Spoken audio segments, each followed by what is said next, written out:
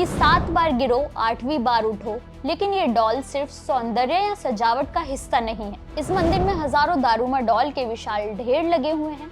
यहाँ अक्सर लोग अपने किसी बड़े काम को शुरू करने से पहले जरूर आते हैं। दारूमा डॉल का इतिहास बौद्ध धर्म से जुड़ा हुआ है, जिन्होंने राज परिवार को त्याग कर बौद्ध भिक्षु बनने का फैसला लिया था।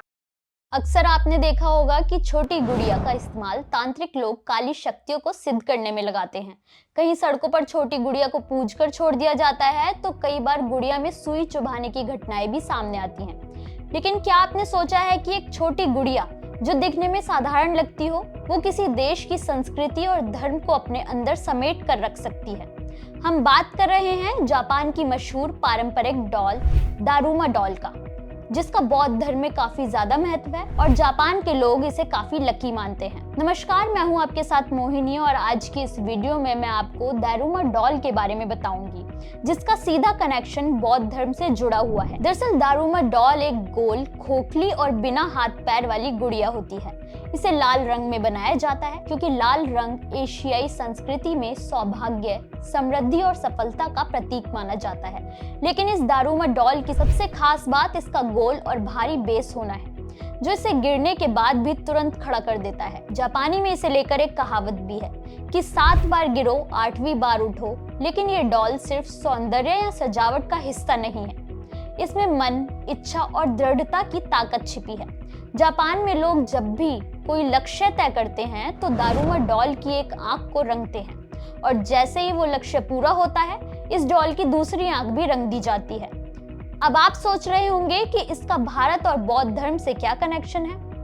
बात कुछ ऐसी है कि दारूमा डॉल का इतिहास बौद्ध धर्म से जुड़ा हुआ है, जिन्होंने राज परिवार को त्याग कर बौद्ध भिक्षु बनने का फैसला लिया था। वो कांचीपुरम के राजा स्कंद वर्मन के तीसरे पुत्र थे, जिन्होंने सब कुछ त्याग दिया था और मदुरै में एक बौद्ध भिक्षु बन गए थे। उन्होंने 6वीं शताब्दी में चीन और फिर जापान की यात्रा की और महायान बौद्ध धर्म की जैन शाखा का संदेश इन देशों में फैलाया। कहा जाता है कि बौद्ध धर्म ने दीवार की ओर मुंह करके अपने हाथ पैर मोड़कर लगातार 9 सालों तक ध्यान किया।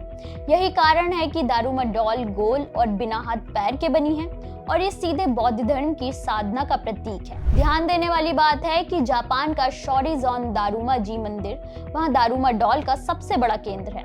1697 में इसे गुन्मा के ताकासाकी शहर में स्थापित किया गया था। इस मंदिर में हजारों दारूमा डॉल के विशाल ढेर लगे हुए हैं।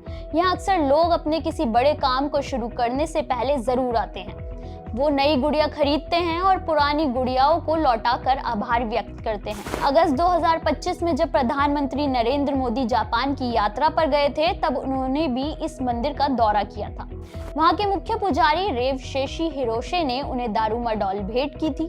आपको बता दें कि दारूमा डॉल की एक और खासियत ये है कि इसे आमतौर पर कागज या लकड़ी से ही बनाया जाता है। इस डॉल की ऊंचाई कुछ इंच से लेकर कई फीट तक हो सकती है।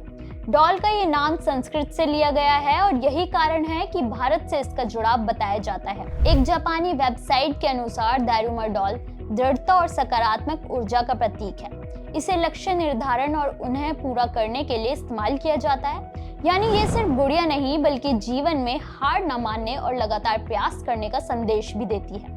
इसलिए दारूमा डॉल सिर्फ जापानी संस्कृति का प्रतीक नहीं, बल्कि भारत और जापान के बीच बौद्ध धर्म का एक मजबूत सेतु बन चुकी है।